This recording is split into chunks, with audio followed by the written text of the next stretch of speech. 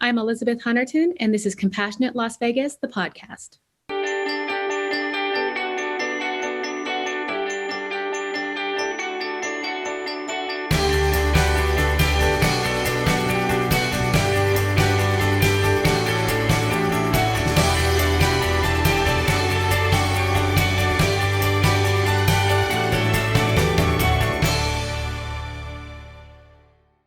For the first time in my life, I asked myself, was it not my birth mother who left me at the airport?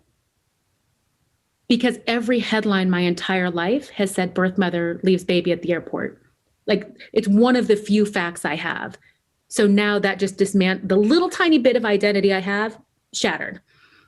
And then the other question became, did the woman who left me at the airport do it with permission from biological mother number 4, or did she do it on her own volition?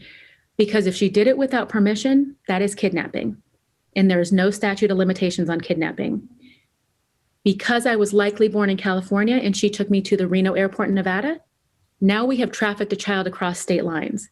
And now that's federal. And there's also no statute of limitations on that. So now I'm going through this. I'm like, what am I going to do? Like, I don't want her to be criminalized for this. At the same time, like, I know she shouldn't have taken me. Like, I get that too. What am I going to do?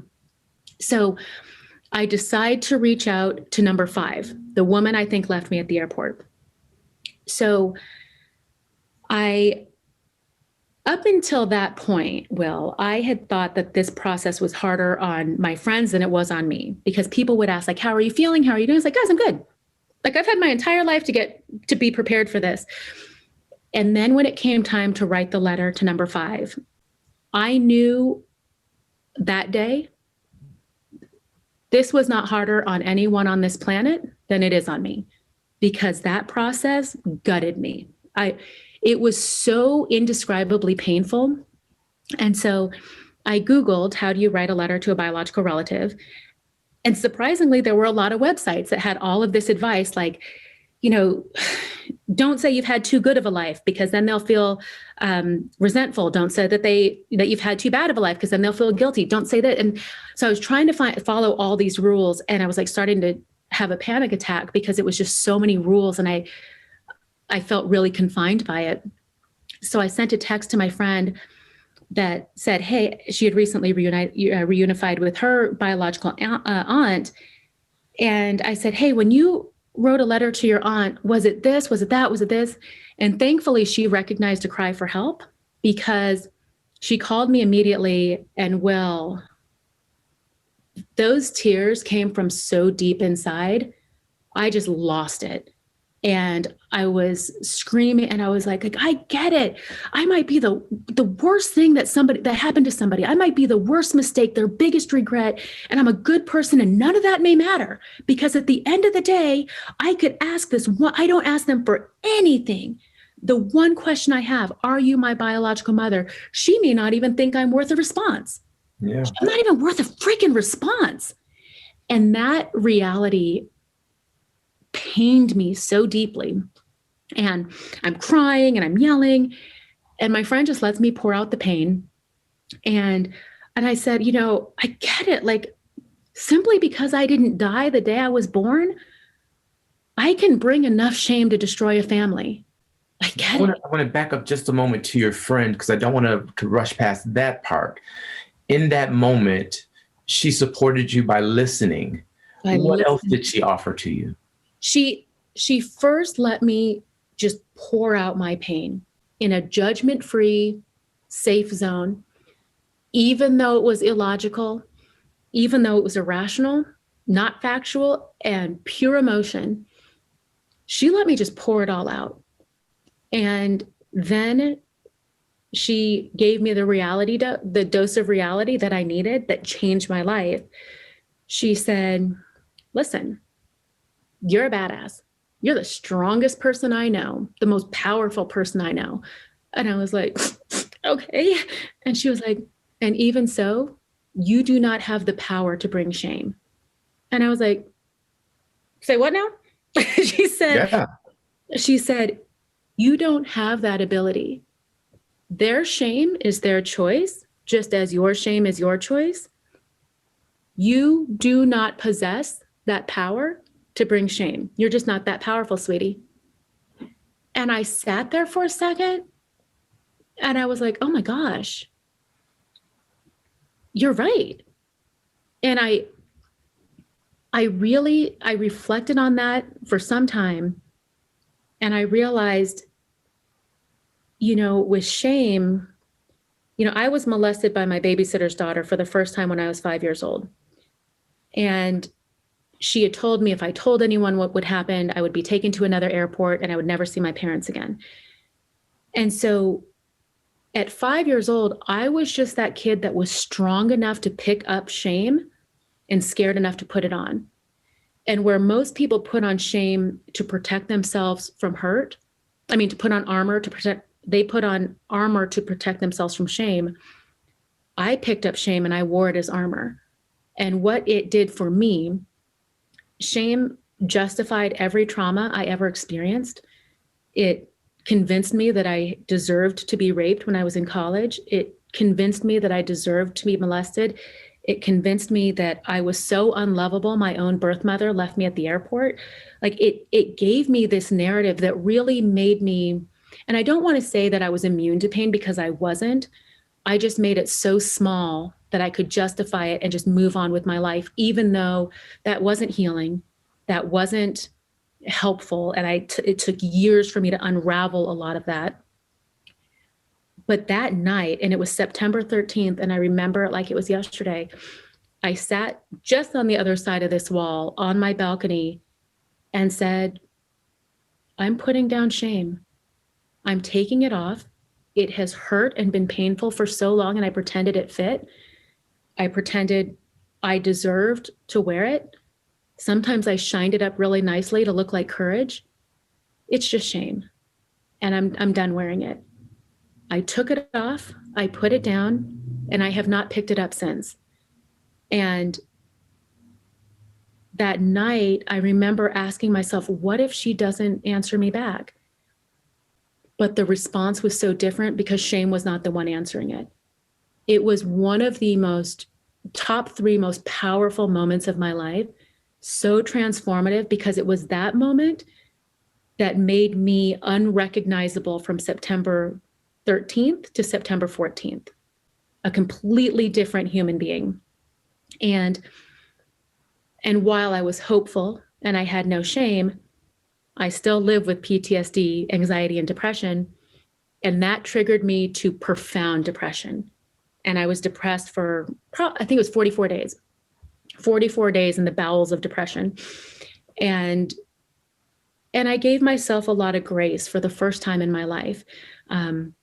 I knew I would get out of it, and I knew I wanted to get out of it, but I also knew I was not getting out of depression today, tomorrow, or any day soon. And instead, I folded inward and really showed myself compassion for the first time, rather than letting shame meet me there. So before we get to number 4, mm-hmm. I just want to highlight that Miss Nevada dealt with depression, with shame, has experienced trauma upon trauma upon trauma, and become numb in a sense to the pain of life. We didn't even get to talk about the racism you experienced and those incidents. But I want it to be evident, as if it's not, that you don't know what a person is dealing with, has dealt with, or gone through. No, and you don't know that somebody who seems to have it all has such debilitating imposter syndrome. They're just trying to function through each day.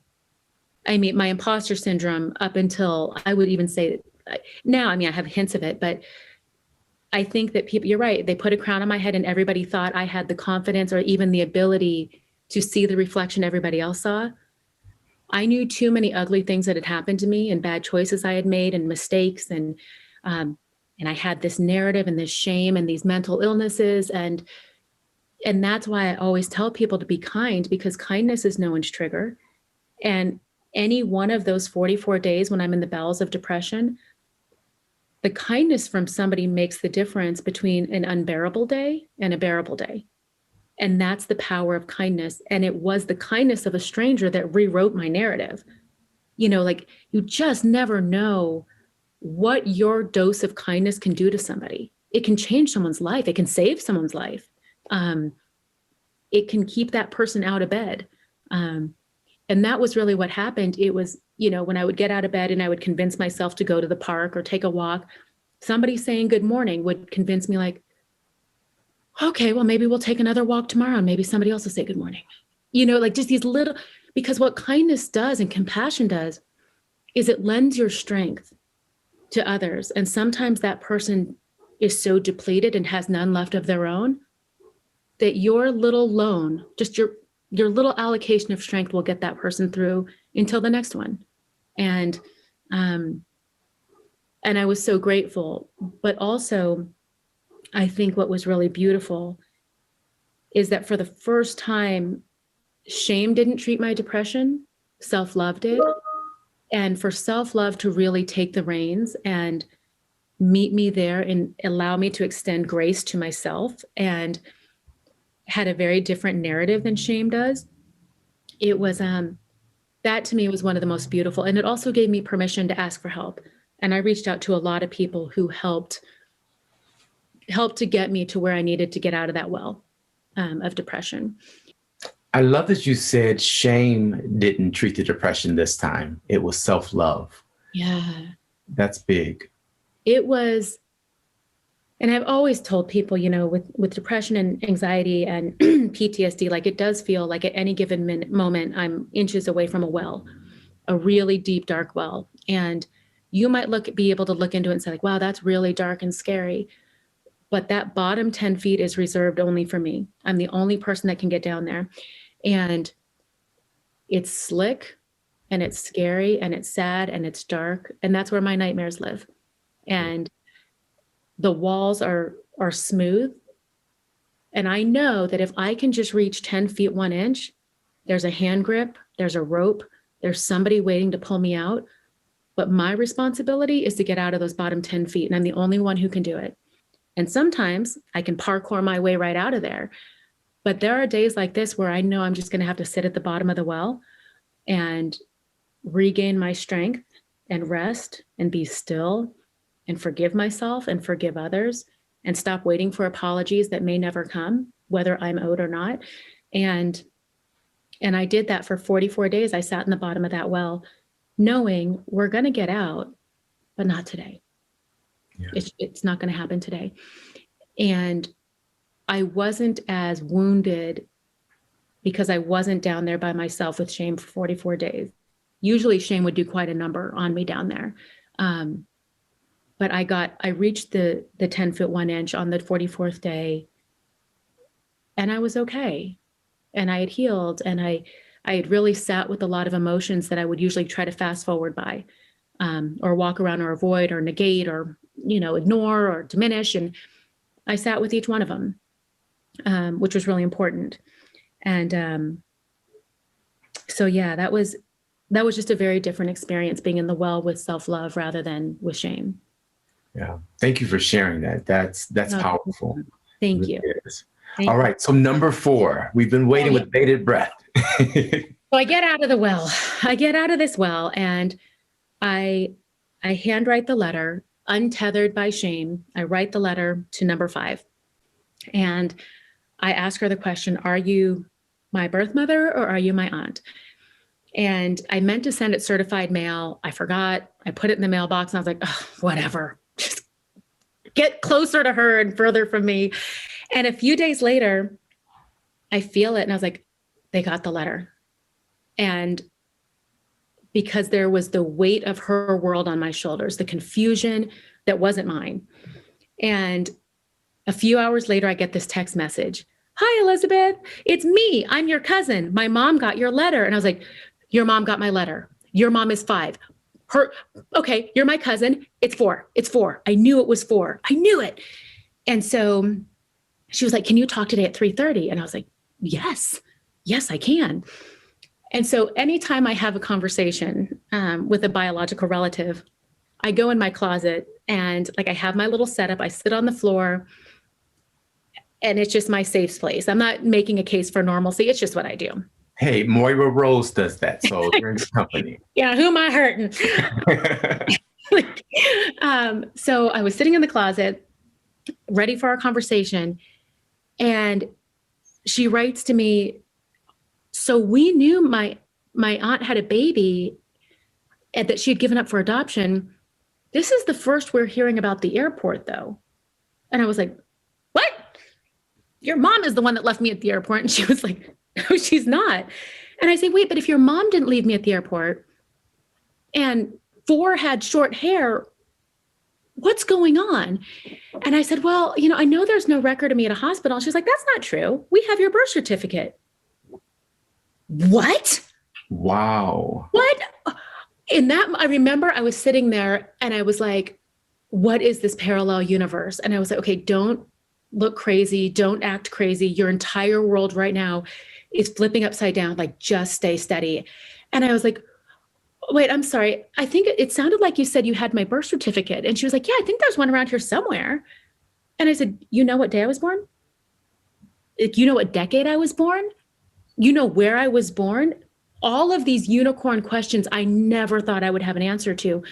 I was given a name. You know me before I became Jane Doe. Like that, in all of this was probably the craziest thing for me because it flew in the face of everything I knew, which is there is no record of me being born at a hospital. So I was like, okay. And she's like, I'll try to find it for you. I was like, okay. And she was like, yeah, so your birth mother does know about the letter. And I was like, how is she? And she said, this is a lot for her.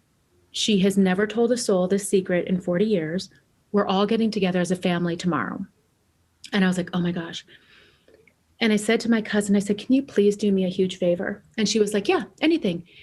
And I said, please don't you or anyone else add to her guilt or shame. She has enough.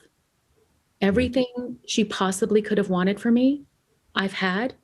I have never harbored any negative emotions towards her. And I don't believe that anybody gets to be more upset with her than I am. So please make this easier for her and not harder.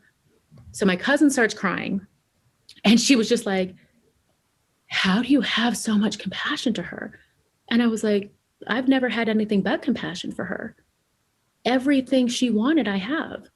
And that doesn't happen without her selflessness. So no, I'm not upset with her. And she was like, okay, I will make sure nobody adds to that. And I think that's the other takeaway is it's not our job to add guilt and shame to people. We have enough. Like nobody needs to add that to anybody else. And so she was like, I'll call you tomorrow after we talk. And I said, okay. So the whole day I'm just like pacing around, like, what are they saying? What's going on? And she calls me at 4:30 and she said, okay, today was a heavy day. Your birth mother wants to reach out to you and she wants to call you, but she's too emotional. So she's going to send you an email.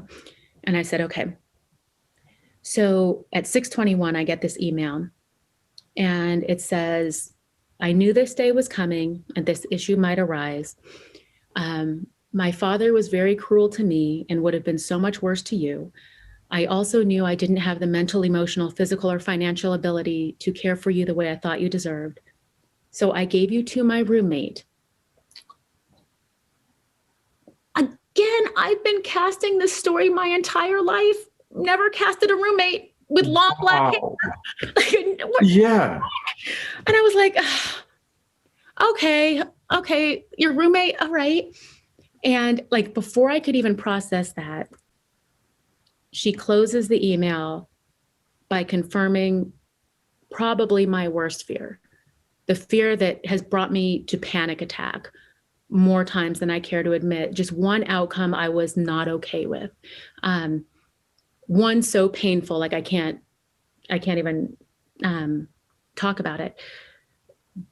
But I sat there that night just trying to take it all in and kind of trying to find some sense of stability when I've just been uppercut, jabbed, and hit with a freaking Mack truck. And I'm just sitting there like, okay, should I have not known this? Like, should I have just stopped before this happened? And, that night I started cleaning, because that's what I do when I'm upset. And I'm cleaning my son's rooms while they're sleeping. I clean the loft, I clean downstairs, like I'm cleaning the whole house. And at 3:00 in the morning, I'm standing in the garage and I'm like about to pass out. And I come to the conclusion, I'm like, well, we can't clean the garage tonight. I mean, we can start, but we're not going to finish it. And so like, I can't stand right now. It's time to go to bed. And I go upstairs and I get all of my son's biggest stuffed animals and I throw them on the couch, and I get my teddy bear and I crawl under the stuffed animals and I bury myself, and I get very angry with God. And I was just like, God, how could you do this? Like, I have done everything you've ever asked, and I've tried to be a good person. And you knew there were 3 things I was afraid of, 3 things that I couldn't survive, and you gave it to me anyway. You are not a good God. You are not a merciful God. You are not my God. And I was so upset because I was like, you've given me so much. You knew I wouldn't survive this, and you gave it to me anyway. Like, it seemed so cruel and so unfair. And I was so angry. And at one point, I guess I fell asleep, and my husband came up and he was like, are you okay? And well, I don't know what I was saying. It was just the pain talking. And I can't even remember what I said, but his eyes filled up with tears. And he was like, yeah, I think you need to go to bed. I think you need to go to bed. And I said, okay.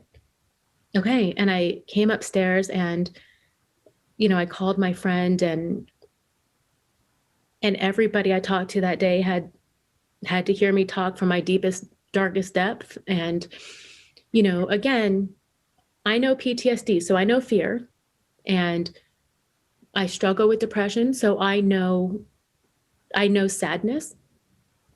I have never in my life experienced something so purely painful, just pain, not sadness, not fear, not shame, just pain. And I stayed there for days.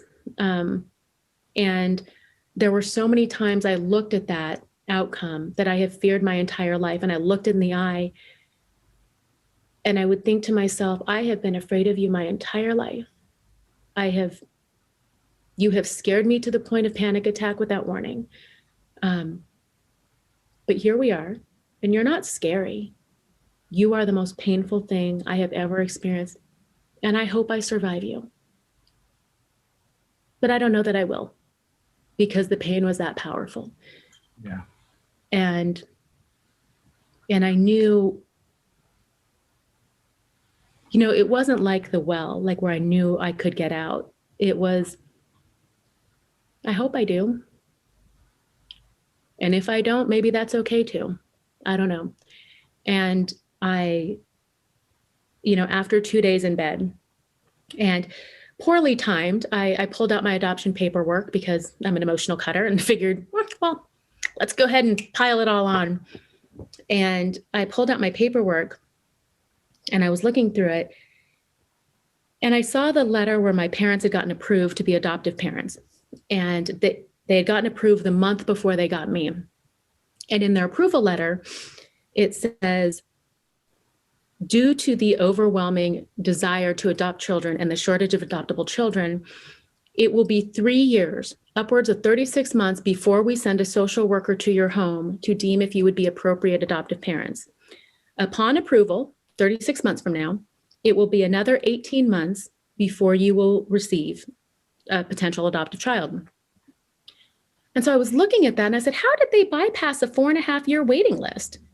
Because they got me less than a month later. And I was looking through the paperwork and I was like, oh, here it is. Okay. They had to get an exception from a judge because every single parent who was approved to be an adoptive parent And every single parent who'd been on that waiting list longer than 28 days said no. No, they were not willing to adopt a Black baby. Cool. I'm like legit like the least wanted baby ever. That's great. Oh.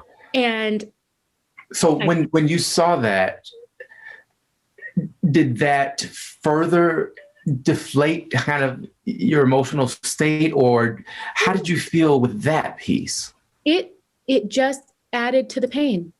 They're like, it's like you're already drowning. You thought the water was 1,000 feet deep. Actually, it's 2,000.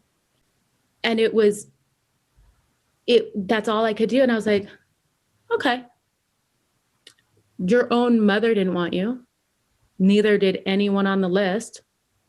All right, time to get back in bed. And I got back in bed, and I remember, the 6 words from her email and my own narrative, like, you are the least wanted person ever. Like, everyone's life would have been easier if you just died the day you were born. And it was like, I stayed there for days, just not because I didn't want to get out. I just couldn't.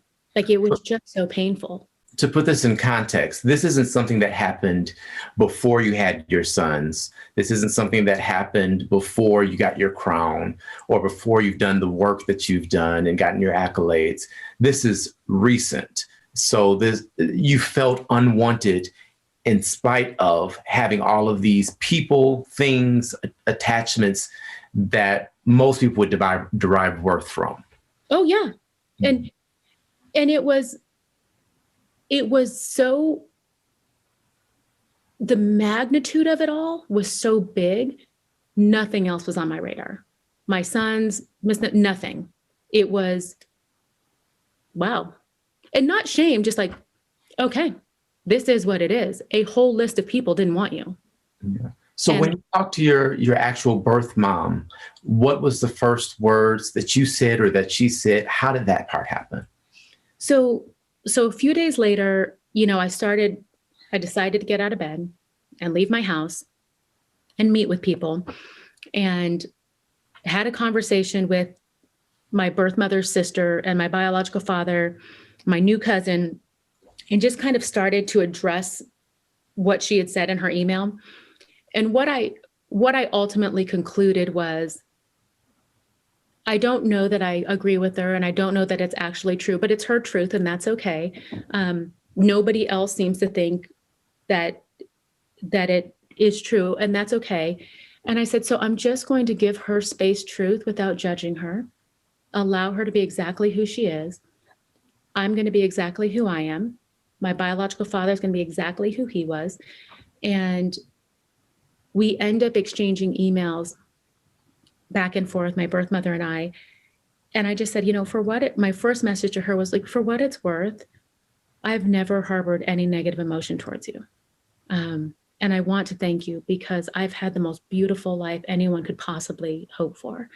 And she wrote back, I thought you would hate me. And I was like, no, I've never hated you. I could never. And what ended up happening is she started going to therapy regularly. She went every week. She started healing. And I was just told yesterday, for the first time in her life, so she thought her roommate had taken me to an adoption agency. When she found out that I was left at the airport, she had a mental breakdown, was discharged from the military, moved back in with her verbally abusive father, and lived there every single day until last year when he passed away. And so she has lived in her childhood room since 1980. And in her 65 years, there's only a year and a half when she did not live in that verbally abusive home. And I was told yesterday she bought a condo in the city I was born. So she is going back there. She's getting out of her father's house, and she is starting her life because she's now giving herself permission to live. Her life really did stand still in 1980 when she found out I'd been left at the airport. And when I look back at it, well, I think when she gave me to her roommate probably did try to take me to an adoption agency. And the adoption agency said, no, we're not taking a Black baby because we can't place Black babies. I mean, a whole list said no. But my parents said yes. And I ended up with the parents I was supposed to have, and for which I'm so grateful. And my birth mother now, we exchange an occasional text or email, and I don't know what our relationship will become, but whatever it is will be perfect. Luckily, I don't have to put any unfair or unrealistic expectations on her because I have a mom. I have an amazing mom. And my mom, like, our hope is that we get to meet her this year, and my mom gets to thank her.